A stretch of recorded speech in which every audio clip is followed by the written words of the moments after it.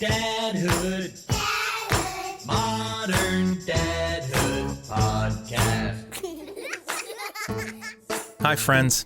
You're listening to Modern Dadhood, an ongoing conversation about the joys, challenges, and general insanity of being a dad in this moment. My name's Adam Flaherty, and I'm a dad to two powerful daughters who are 10 and 7 years old. This is another rewind episode of Modern Dadhood where we dig into the archives and reshare some of our favorite conversations from over the years, and this episode from February of 2022 did not disappoint. Our guest was podcasting guru Matt Gourley, who hosts and produces many podcasts, including Superego, James Bonding, With Gourley and Rust, Mall Walkin', and the awesome Keys to the Kingdom, which I thoroughly enjoyed and highly suggest you check it out. In addition to, of course, the very popular Conan O'Brien Needs a Friend. All of Matt's work will be linked in the episode notes. Matt was super kind to join me for a chat when his daughter Glenn was very small. And in fact, this very podcast, Modern Dadhood, was where he publicly shared Glenn's name for the first time. We talk about his vision for what he'd be like as a dad before having kids as compared to who he is now. We talk about the importance of a paternity leave, maintaining a sense of self when you're fully committed to raising another human, and how to strive for some version of work-life balance, especially when you've got as many irons in the fire as Matt does. I'll play back that conversation for you momentarily.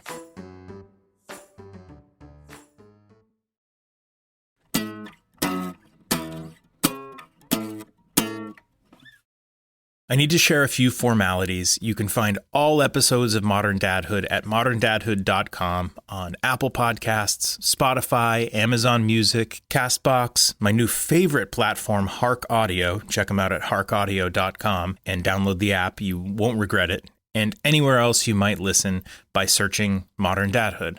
If you dig the show, please tell a friend. Word of mouth goes a long way. And please consider leaving us a brief review. Even one line is great, wherever you listen. Lastly, I just got back from the Podcast Movement Evolutions Conference in Los Angeles, where I took in so much great education and met so many great people who are doing awesome things in the world of podcasting. And I want to give a quick shout out to some of my new friends and mentors, including, and this list is going to be fast, Dan Kendall from Health Podcast Network, Greg Wasserman from Cast Magic, Kelly and Don at Hark Audio, which I just mentioned, the dudes from Riverside, which is how we record all of our interviews, Heather Osgood and her team at True Native Media, Grant Brown at 1026 Ventures, Ariel Nissenblatt from Earbuds Podcast Collective, who is kind of a giant in the podcast world, and awesome podcasters like Sarah St. John, Joy Rios, Jerry Dugan, Anya Smith, Ryan Delahanty, Lena Alvarez, and the amazing Rishi Hirway, host of Song Exploder, who was really generous with his time in answering a few of my questions, and so many more people. I'm so glad to have connected with you all. Thanks for sharing your experiences and your knowledge with me, and I'll see you at the next one. Whew. And now I present to you our rewind episode with the incomparable Matt Gourley.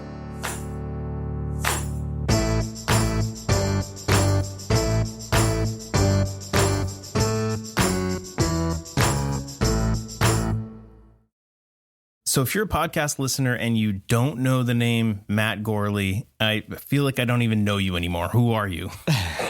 Matt has his hands in so many projects. It's sort of mind-boggling. He's the host of a podcast called Superego, another podcast that's such an awesome concept called I Was There Too, of course, With Gourley and Rust, and a number of other entertaining and honestly like fascinating podcasts. And I'm going to guess that the most widely listened to podcast currently that Matt is on is Conan O'Brien Needs a Friend, which Matt co-hosts and produces.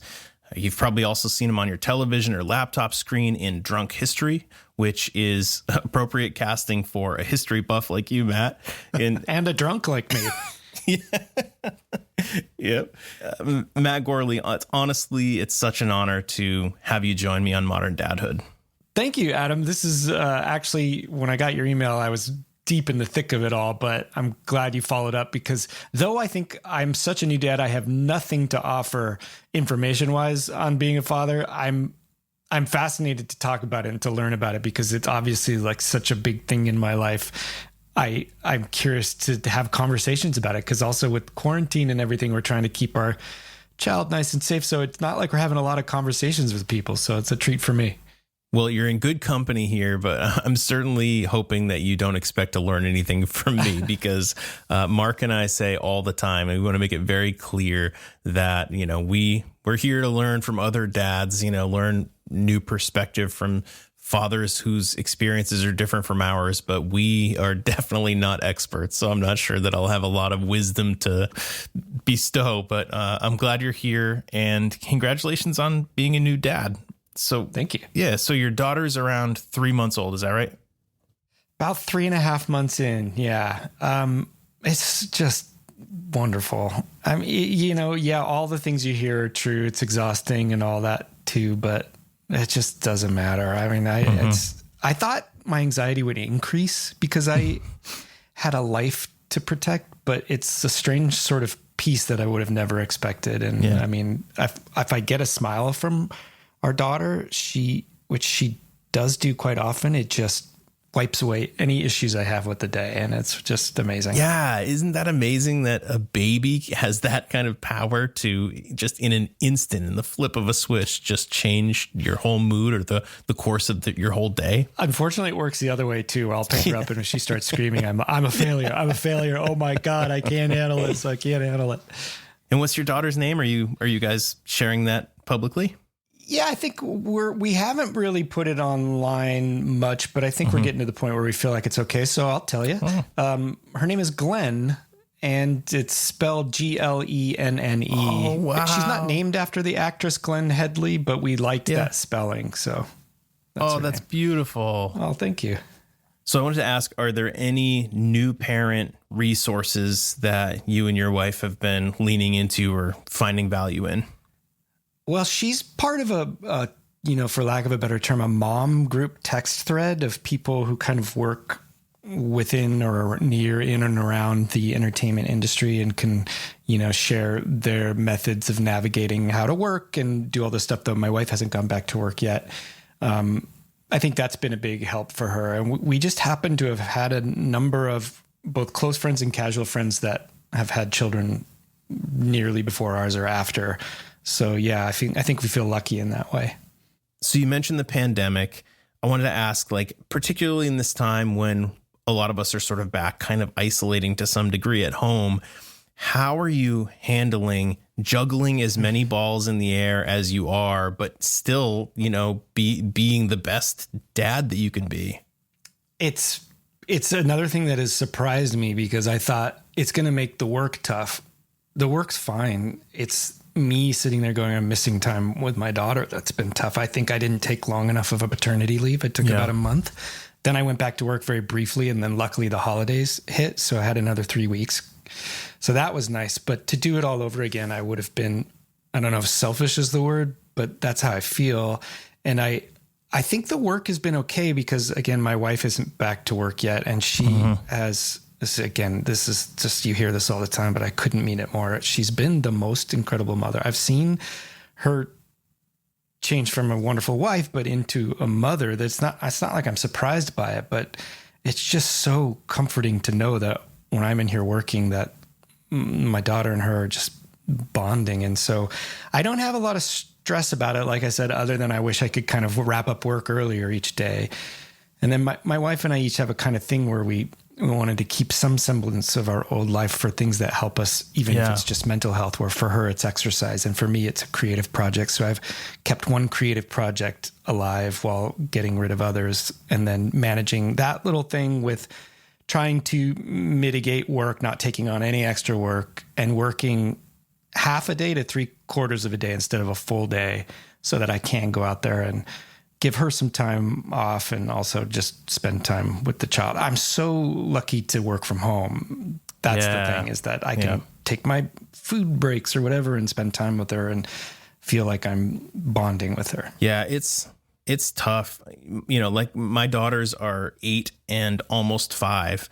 And for all of the truly awful things that have come out of the last couple years in the pandemic, I would say, one of the, if I can find a silver lining, it's that when my daughters were born, it was long before the pandemic, and we were just sort of in the grind. We both work full-time jobs, and we would drop our daughters off at daycare at 7:30 in the morning. We'd be lucky if we had an hour with them between when they woke up and when we dropped them off. We'd pick them up at the end of the day after we'd done our 8 hours of work, and we were lucky if we got 90 minutes with them then. And it was just, bathing and dinner. So just sort of chaos time. And was feeling pretty guilty about that. And so if there is a silver lining for me personally in this time of being able to work from home, it's that I get to spend more time with my family and my wife and my girls. It's been really nice. Yeah. I wouldn't even call that a silver lining. Like that's almost, it's obviously unfortunate for the world, but that's a wonderful trade-off in a way to have that. I think you'll always treasure that. Yeah, thanks. Yeah, I think so too. But also I remember being a new dad and like how delicate things are in those first few months. And, you're hit with this instinct and this responsibility to protect this person that you made. And I mean, even not in a pandemic, there can be some big tension and big emotions around things like who wants to hold my baby or like how are they treating her in daycare. So for me, it's hard to imagine the stress of having a newborn right now. I mean, it's got to be like a special kind of anxiety. Do you want to just like keep her in a bubble? I mean, how do you handle that? It's a crazy time. Yeah, it's sad. It's hard too. It's really hard because, we have people pretty close in our life that for one reason or another have not been vaccinated, which is difficult for us. And taking all judgment out of it, it's just difficult because we have to then draw the line on certain family gatherings. And that is really hard to do. So we've had to basically introduce our daughter to the family piecemeal. And she hasn't even met my father, not because he's not vaccinated, but because he lives across the country and traveling just isn't, he has health issues. He's immunocompromised. And that's been the toughest part of it. And then other than that, in terms of friends or extended family, we've had to kind of like take it on a case to case basis of, do we trust their judgment? Have we been tested? Also, Omicron seems to be breaking through. Amanda's sister is fully vaccinated and boosted and got COVID, and she's very careful. Yeah, it's crazy. So we're just taking it instant by instance, but erring on the side of caution, especially right now with the surge in California. Yeah, I mean, that's all you can do, right? Like I said, my daughters are 8 and almost 5, and our 8-year-old's vaccinated. Our almost 5-year-old is almost there. But, my wife and I had this idea that once the girls were vaccinated, like we would feel pretty comfortable, returning to some sort of semblance of normal life because our risk was much lower. But I mean, my 8-year-old is now fully vaccinated, and my instinct is still to protect her, and to like not let her hang out with a lot of kids. And, it still makes me nervous sending her into school. And I don't know if that ever goes away. Yeah. So whenever I'm chatting with new dads, I kind of think back to when I had a newborn, and even back further, I guess, to like mentally preparing to become a parent. And I feel like we all have these, at least for me, I think probably for everybody, we have these preconceived notions before having kids about what kind of a father will be, like how we might evolve, like what might become important to us. Did you have a vision before having your daughter of yourself as a dad, and what sort of things you were going to kind of hold in importance? I think I had a really amorphous vision. So there was no specifics I had. And I think, I don't think there were any surprises, because it wasn't like the times when you're just truly exhausted that you're going like, I didn't think it wouldn't be like this. Everyone tells you it'd be like this. Right. And then there's the part where everybody says it changes your life and it's amazing. And that's true, but it's not quite the same version you predict. It's more like a dream-like version for me. I'm still not quite out of the funk, so I don't know.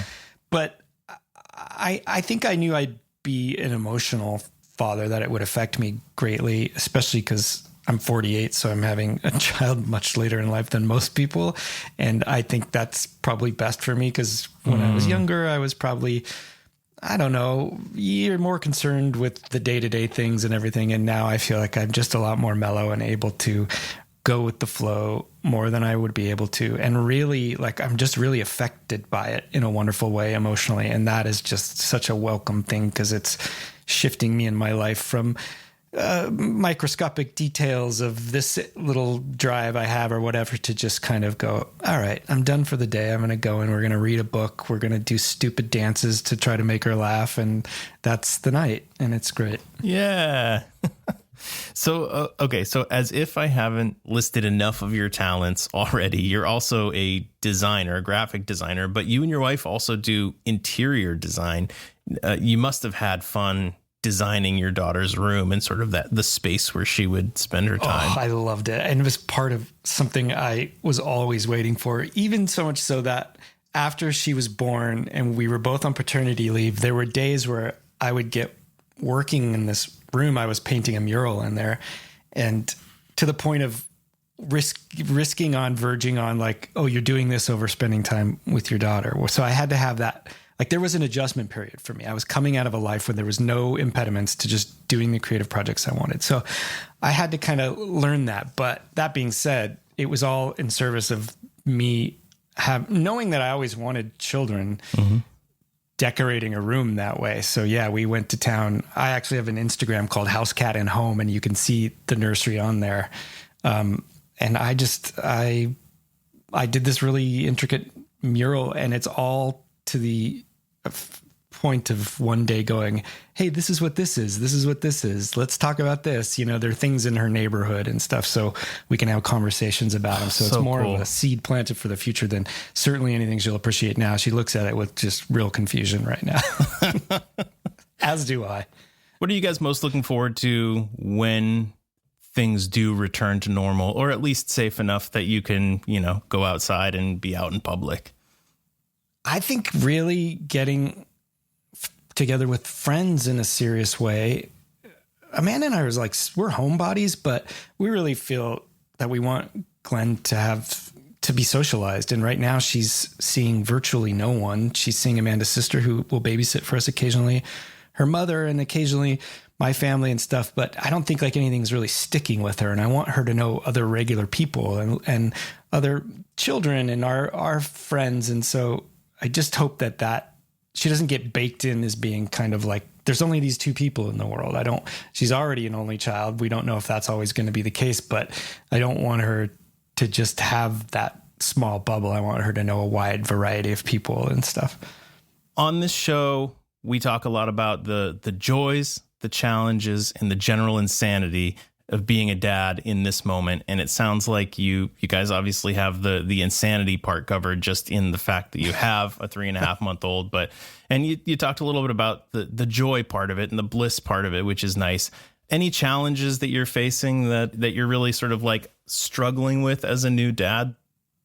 Well, I think it would be the work balance, and it's not, am I going to have time to work? It's shutting my brain down, because it's more when I'm working on something creatively that's for me. I get what my wife and I call edit head. Like when I used to edit Superego, and I'd edit for hours, and then it would take me an hour to, even after I stopped editing, for my brain to kind of unwire. Yep. And I don't like finishing a project for the day and then going to spend with my daughter, and I've still got an hour of my brain half back working on that thing. I think if I have a vice or an addiction, it's that kind of thing. And so I'm trying to really stop that. It's not easy for me. It's my little challenge. The other thing is, our baby is a real grunter, and I mean like loud nighttime, like she's like late weightlifting. Our doctor assures us is no issue and it's normal. But because of that, I'm such a light sleeper. I've taken to sleeping on the couch. She's in our room in a bassinet. But right. So I miss that being back in my bedroom. But at the same time, I'm having this weird situation where I dream a lot more, and I wasn't dreaming before. So I think my age, midlife, all this stuff is culminating. The quarantine family stuff, having a baby, all came at once. And for about a year or so before she got here, I was just like flailing. And now it's finally, everything's sort of starting to find its groove. So rather than having a problem right now, I feel like I'm actually kind of coming out of one, and I don't want to jinx it, but it feels good. I need it. Good for you. Good for you. You deserve that. And, I'm sure you've heard it a zillion times, but everything is a phase. Sleep will return to normal before too long. Wow. And Must be great. You'll find yourself with a new set of things to navigate. That's right. Matt, is there anything else you're currently cooking up that our listeners can get excited about? I have a little band called Townland, and we have an album coming out in a month or so. Have a listen. We're just Townland Band on Instagram, and that's where you'll find all the news for when it comes out in a month or so.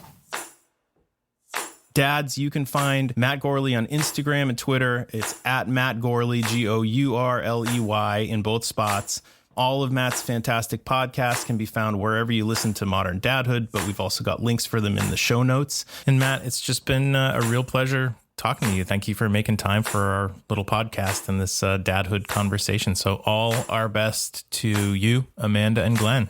Thanks so much for having me, Adam. I appreciate it.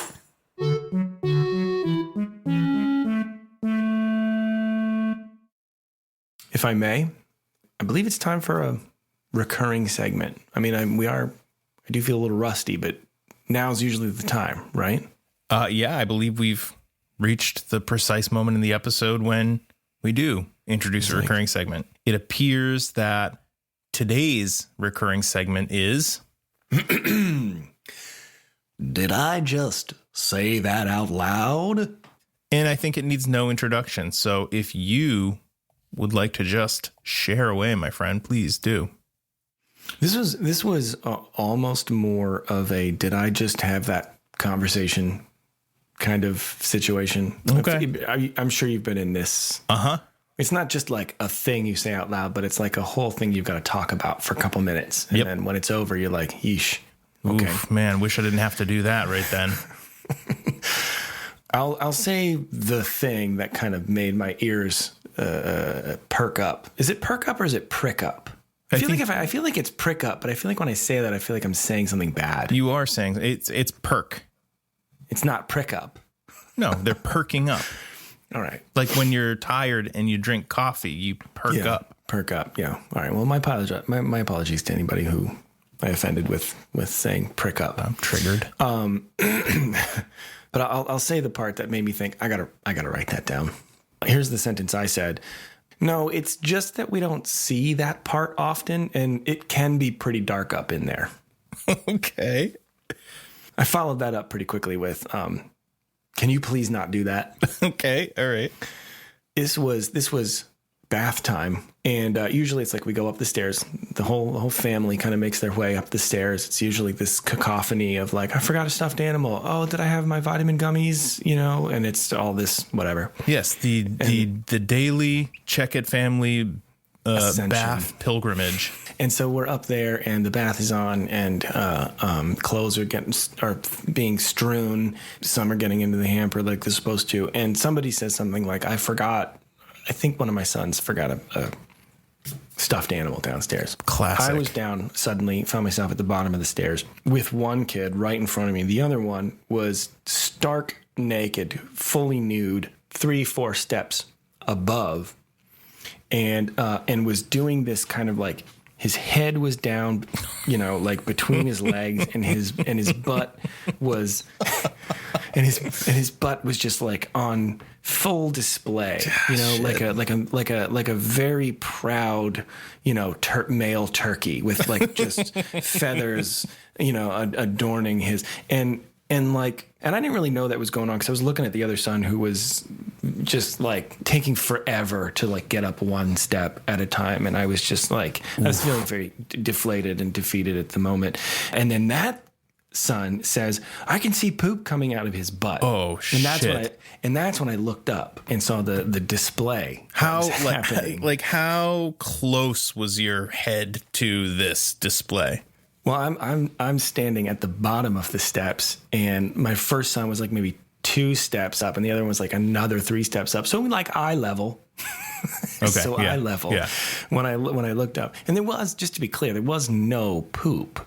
And that's why I kind of like took in the situation for a second. And that's when I said, no, it's just like he doesn't get to see a butthole quite like that often. So he doesn't he doesn't have the rare and majestic opportunity. Right. Yeah. So I just had to be like, no. It's like, it's just like when you get way up in there, it's kind of dark. Like that's, and yeah. And I, of course I followed it up with, can you please not do that again?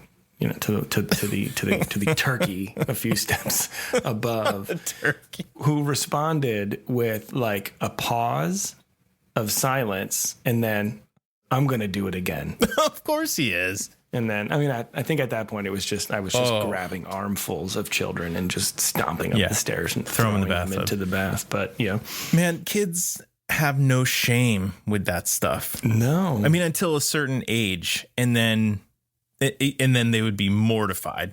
Well, and that's exactly right. You never want to, make anybody feel ashamed, in those moments.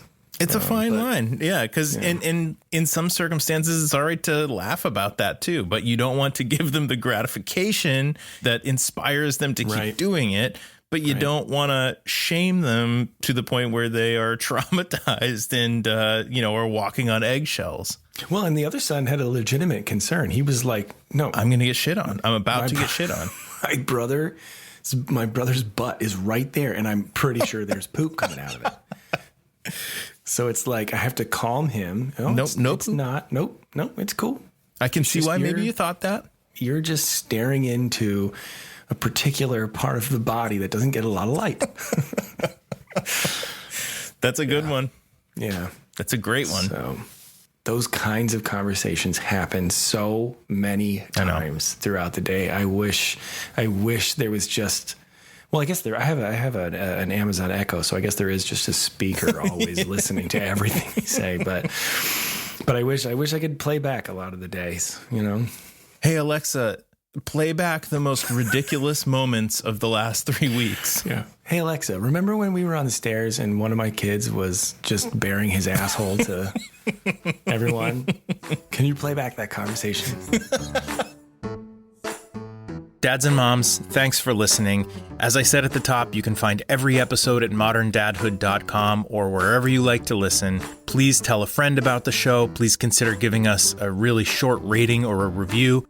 On our website, moderndadhood.com, you can sign up for our mailing list. You can reach out to us through the form or email us at hey@moderndadhood.com to tell us that you have a suggestion for an episode or a guest. You can even buy yourself or a loved one a Modern Dadhood t-shirt or a dad hoodie. We're on all the social medias. Just search Modern Dadhood. We would love to connect with you there.